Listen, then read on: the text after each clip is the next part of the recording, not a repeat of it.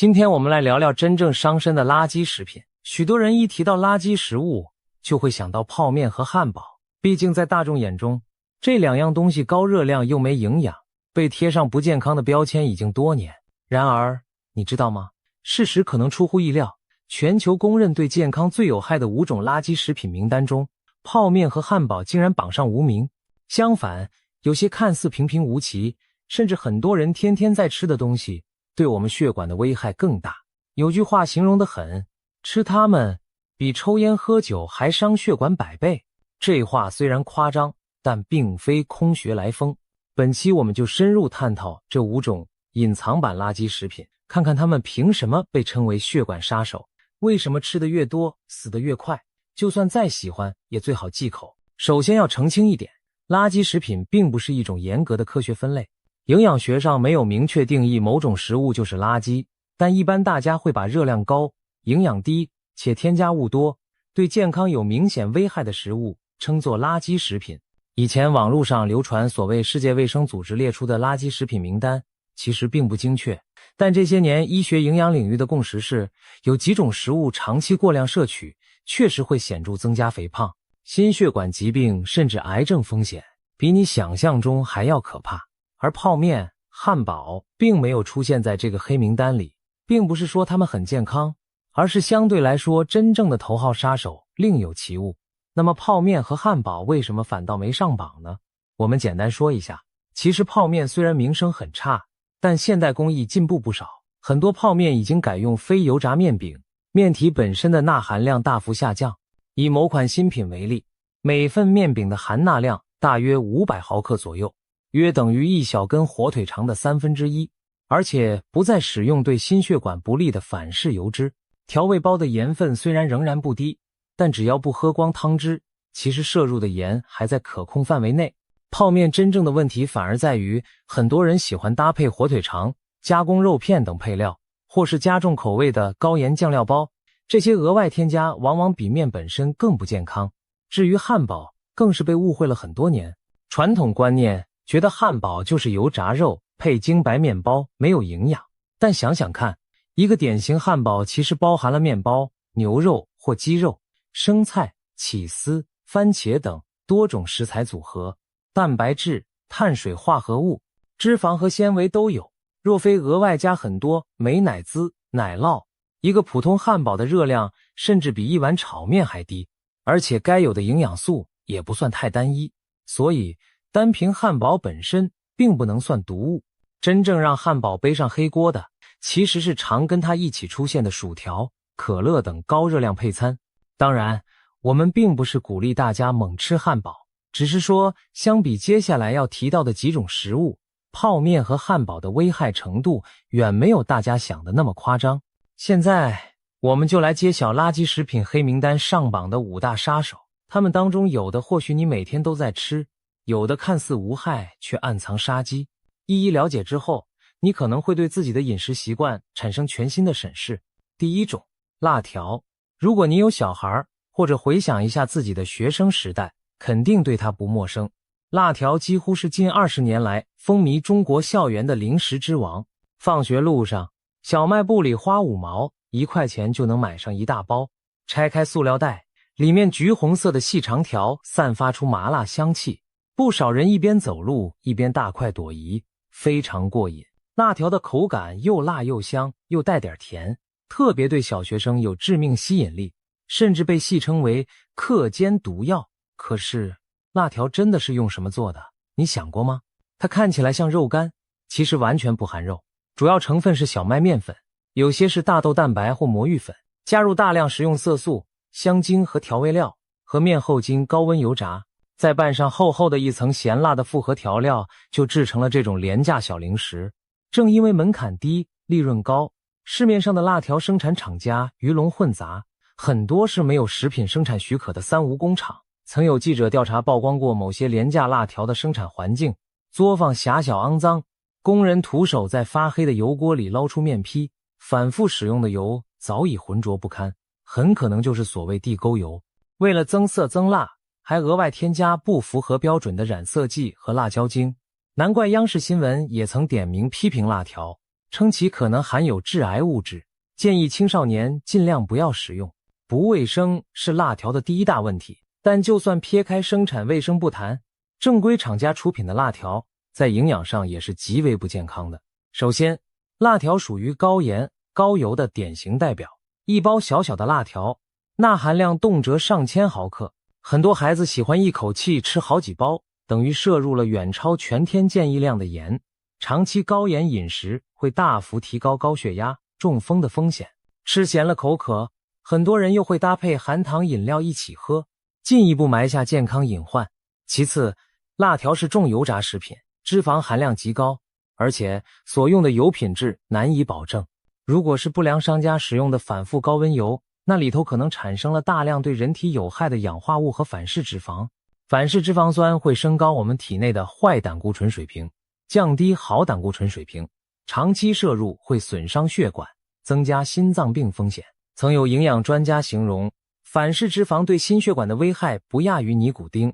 而廉价零食里往往暗藏反式脂肪的陷阱，辣条正是这样的东西。最后，辣条里各种添加剂很多，虽然国家允许的食品添加剂只要合规用量就是安全的，但问题是有些小工厂会超量甚至违规添加，让辣条的色泽和口味更加刺激。过量摄入人工色素、防腐剂等，对孩童的肝肾代谢都是负担。有的孩子吃完辣条会口干舌燥、胃痛拉肚子，就是因为里面过重的盐和辣刺激了胃肠，引发急性肠胃炎。长期吃则可能导致肥胖、血压升高、血脂异常等一系列问题。想想10来岁的小学生就每天啃着这种垃圾长大，身体怎能健康？所以辣条绝对当之无愧是垃圾食品中的毒药。如果家中有爱吃辣条的孩子，真的要严格控制。就算再好吃，每周最多吃一次都嫌多，最好能完全杜绝。毕竟这东西对身体百害而无一益，早戒掉早健康。从辣条的重咸重辣，让我们转向另一类常见的隐形杀手——加工肉类。这其实不是单一食品，而是一大类，包括火腿、香肠、腊肉、培根、火锅丸子等。它们有个共同特点，为了延长保存期和增加风味，在制作过程中都加入了大量的盐和防腐配料。比如火腿肠、热狗这些常见加工肉，配料表上往往写着亚硝酸钠、磷酸盐、糖、味精等等10几种添加物。别看一根小小的火腿肠，里面可能只有一半左右是真正的肉，其余都是大豆蛋白、淀粉和脂肪，再加上各种添加剂调出肉的口感和颜色。你以为在吃肉，其实吃下肚的绝大部分是盐和添加剂。传统手工腌制的腊肉、香肠也是类似，为了防腐防坏，盐和硝是一定得放的，而且通常分量不小。加工肉之所以特别危险，首先在于其中添加的一种防腐物质亚硝酸盐。这种物质可以抑制肉类在常温下细菌滋生，防止肉色发黑变臭，所以广泛用于腌制肉食品中。但是亚硝酸盐进入人体，在特定条件下会转化成亚硝胺，这是一种强烈的致癌物。科研证据表明它和胃癌、肝癌、食道癌等多种癌症相关。简单说，吃太多加工肉会增加患癌风险。2015年，世界卫生组织旗下的国际癌症研究机构就直接将培根、香肠等加工肉类列为1级致癌物质，与香烟、砒霜同一级别。消息一出，震惊了不少人，但这是基于大量统计研究的结论。例如，有统计发现，一个人如果每天食用超过50克加工肉，也就1、2根香肠的量，罹患心血管疾病的风险会增加 42%， 肠胃癌的风险也明显上升。 42% 是个什么概念？等于差不多将近多一半的风险，长期下来非常可怕。除了致癌，加工肉对心血管的直接伤害也不容小觑。一方面，加工肉普遍脂肪含量高，尤其是饱和脂肪多，像培根、午餐肉、罐头，白花花的猪油占了一大半，吃进身体里很容易升高血液中的胆固醇水平，诱发动脉粥样硬化。另一方面，我们前面提到，这类食品钠含量极高，钠摄入太多会导致高血压，而高血压又是动脉硬化和心脏病、中风的主要推手之一。当高血压长期作用在血管上，相当于拿高压水枪不断冲刷血管内壁，久而久之血管弹性下降，内皮受损，垃圾胆固醇更容易沉积，形成粥样硬化斑块。斑块一旦破裂形成血栓，就是致命的心肌梗塞或脑中风。高盐饮食造成的高血压被称为沉默的杀手，往往在年轻时不觉异常，中老年时忽然发病酿成大祸。而很多人没有意识到，天天吃的火腿、香肠、午餐肉、丸子等等，正是让自己摄取过量盐分的一大元凶。一根普通火腿肠大约含有500-600毫克的钠，一片培根的含钠量甚至超过800毫克。如果早餐来2片培根煎蛋，午餐3-4片午餐肉加面包，晚上涮锅又丢进几颗贡丸鱼丸，3餐加起来，光是加工肉带来的盐就爆表了，更别提其中大量的脂肪和防腐添加物。可以说，加工肉是在美味的掩饰下慢慢侵蚀你健康的定时炸弹。它吃起来咸香可口，但长期大量食用对血管的伤害一点不输每天抽2包烟。难怪专家们呼吁，为了预防癌症和心血管病，最好每天摄入的加工肉控制在20克以下，这几乎等于不吃，或者偶尔尝1-2口而已。听起来很严苛，对吧？但没办法，这类食品的危害是累积性的，一点一点堆积，等到问题爆发就为时已晚了。看完了加工肉类，我们再来看看第3种上榜垃圾食品——各类罐头。也许你会纳闷，罐头食品不是很常见、很便利的东西吗？为何会被归为毒？其实罐头并不是剧毒之物，偶尔吃一点当然无妨，但把罐头当日常食物，经常吃，就潜藏不少健康隐患。大家都知道，罐头食品之所以能长期储存不坏，主要靠2个手段：高温灭菌和添加防腐配方。高温灭菌会让罐头里的微生物死光，但同时也破坏了食材本身的很多营养成分。蔬果罐头几乎吃不到什么维生素，新鲜风味更别提。肉类和鱼类罐头经过焖煮，高级蛋白质也会变性，营养价值打折。所以从营养角度看，罐头是比较空的热量来源。而为了弥补风味上的不足，厂商往往会额外加入大量的盐、糖或油脂，让罐头尝起来好吃。不然你想，一条鱼常温放1-2年都不烂，得咸成什么样才能防腐？这就导致罐头食品普遍盐分惊人。例如很多人爱吃的午餐肉罐头，打开一盒可以看到晶莹的凝固猪油，夹着粉红色的肉泥，吃起来鲜咸嫩香。但就是这小小一盒，含钠量可能高达几克，换算成食盐接近10几克。正常成年人每日建议盐摄入量不超过5克，等于说一罐午餐肉的咸度就超过2-3天的量。再比如常见的腌菜罐头、豆腐乳，这些也是重盐重辣，配饭特下饭，但是往往一小块豆腐乳就几百毫克钠，一罐酱菜吃完更是盐超标数倍。如果经常拿它们佐粥下饭，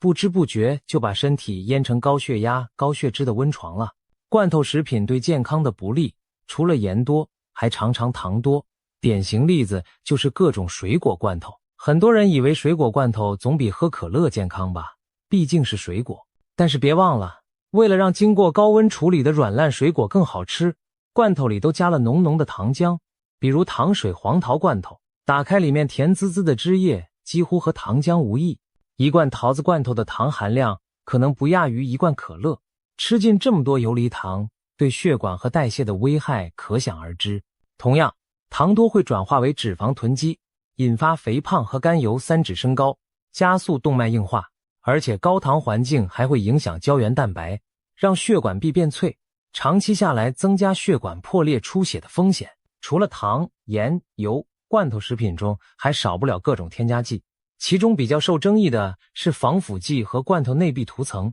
虽然正规产品中添加剂使用都有严格标准，但一些研究指出，某些常用防腐剂如苯甲酸、山梨酸等在特定条件下可能影响肝脏代谢。而金属罐头内壁通常涂有一层树脂，其中可能含双酚类化合物 BPA， 长期大量摄入有干扰人体内分泌的疑虑。所以罐头并非洪水猛兽，但也绝不是健康食品。它最大的价值是解决食物储存和运输问题，在物资匮乏或紧急情况下是很好的应急食品。然而在日常生活中，如果蔬菜水果、鲜肉鱼蛋都容易买到，新鲜现做永远比罐头来的健康。有些人图方便，经常拿罐头当菜吃，例如打开一罐午餐肉，加几片青菜煮面，或是天天早餐就馒头配酱菜豆腐乳，久而久之，身体可能就要拉响警报了。高盐、高糖带来的血压、血糖问题会日积月累，罐头吃的越多，血管老化的越快，所以建议大家把罐头当作调剂和备用粮，不要养成频繁食用的习惯，能不吃时就不吃，免得让血管默默埋雷。第4种垃圾食品是很多人餐桌上的隐形杀手——腌制食品。其实前面说的加工肉和罐头都或多或少涉及腌制作业，但这里特指各种咸菜、酱菜、腌制蔬菜以及腌鱼、腌肉等传统食品。中国人保存食物的智慧之一，就是用盐和香料腌制食材，既避免腐败，又产生独特风味。南有酱菜，北有酸菜，湖广有辣椒酱，两广有咸鱼，可以说每个地区都有拿手的腌菜，而不少家庭老人也爱自制咸菜，像什么腌黄瓜、糖蒜头、雪里红等等小菜配稀饭，爽口开胃。但问题就在于开胃的咸菜实在太咸了。前面已经多次强调高盐的危害，在腌制食物上表现得尤为极端。比如东北酸菜，要用大量盐把白菜层层揉进去，再经乳酸发酵压坛几十天才能成。四川泡菜则是盐水老卤卤着，各种香辛料陪衬。广东咸鱼更厉害，直接用盐巴把鱼肉彻底渗透脱水。这些传统工艺确实造就了独特的美味，但从健康角度看，简直让营养专家捏把汗。腌制过程几乎把食材原本的维生素全部破坏，只剩纤维、淀粉之类基本成分，谈不上什么营养价值。而更关键的是含盐量惊人，可以说每吃一口腌菜就等于往血管里倒一勺盐。长期爱吃腌菜的人几乎很难避免高血压。数据显示，我国一些地区居民每日食盐摄入量在10克以上，远超健康建议值，而其中相当部分来自各种酱菜、咸菜，特别是老人家习惯清粥小菜，每天早餐都来点咸菜下肚，时间久了血压怎么可能不高？血压一高，心脑血管的危险就提高了，主动脉瘤、脑出血、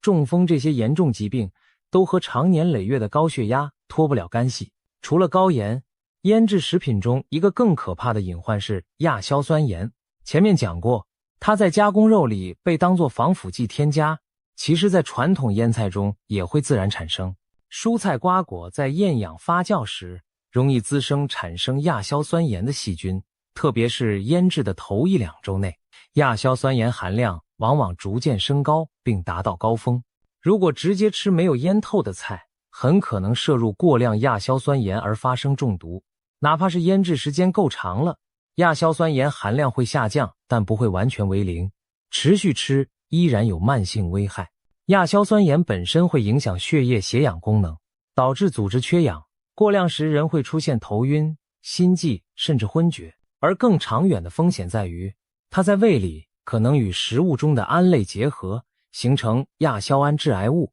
这就是为什么爱吃咸菜的人胃癌发病率更高的原因之一。比如我国有些地区喜欢吃腌制酸菜鱼肉，当地食道癌、胃癌的发病率就明显偏高，这已被多项流行病学研究所证实。还有闻名世界的中国广东咸鱼，被国际癌症研究机构直接列为1级致癌物质，因为常吃咸鱼显著增加鼻咽癌的风险。可以说，腌制食品对人体的危害是全方位的，大量的盐损伤血管，引发高血压和心脏病，中期产生的亚硝酸盐腐蚀消化道，诱发中毒，长期累积的致癌物又增加癌症风险。如此三管齐下，怪不得有人把腌菜比喻为餐桌上的慢性毒药。当然，我们不是说一口咸菜就毒得要命，而是想提醒大家，这些传统食品固然有风味，但绝不能多吃，浅尝即可，绝不能天天下饭，更不要迷信什么自家做的就安全，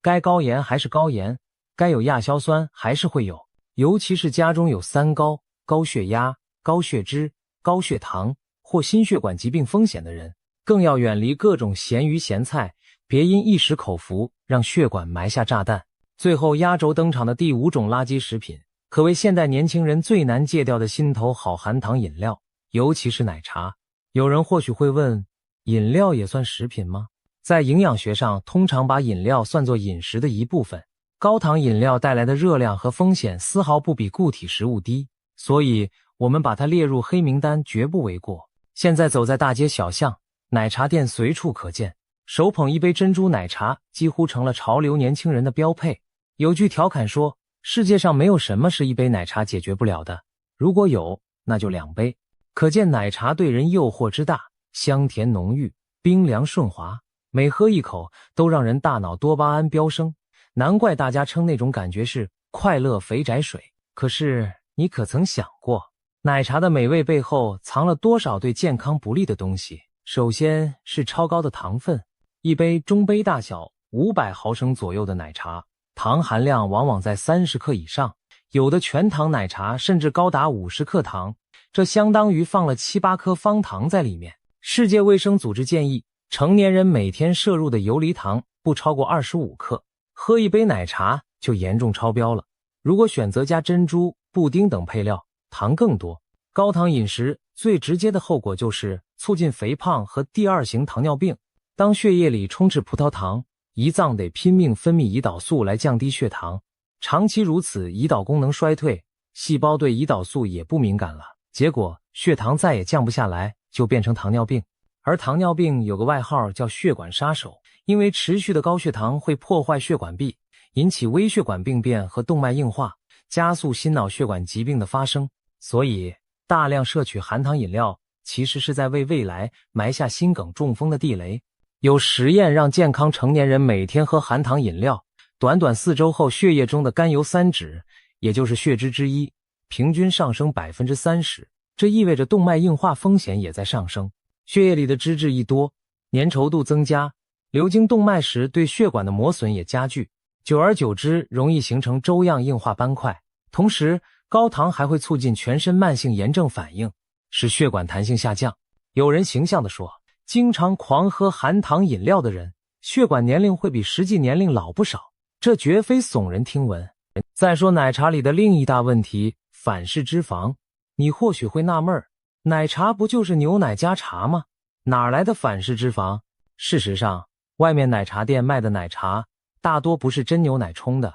而是用植脂末，也就是奶精粉调制。奶精为了模拟牛奶的香醇口感，主要成分是氢化植物油，例如氢化椰子油，加上奶粉和香料。氢化油在工业加工中极易产生反式脂肪酸，也就是说，一杯香浓的珍珠奶茶很可能暗藏几克反式脂肪。前面我们提到，反式脂肪是心血管的大敌，每天摄入超过2克就会显著增加冠心病风险。很多国家已经禁止食品中添加人工反式脂肪，可是在奶茶这类线条饮品里，目前还缺乏监管标准，消费者根本不知道自己喝的奶茶含多少反式脂肪。另外，奶茶的热量也非常惊人，一杯全糖奶茶可能有400-500大卡，相当于1碗盖饭的热量，但很多人却把奶茶当饮料随时喝，热量过剩全部变成脂肪堆在腰腹和肝脏里，不胖才怪。前阵子有新闻报道，一位大学生酷爱奶茶，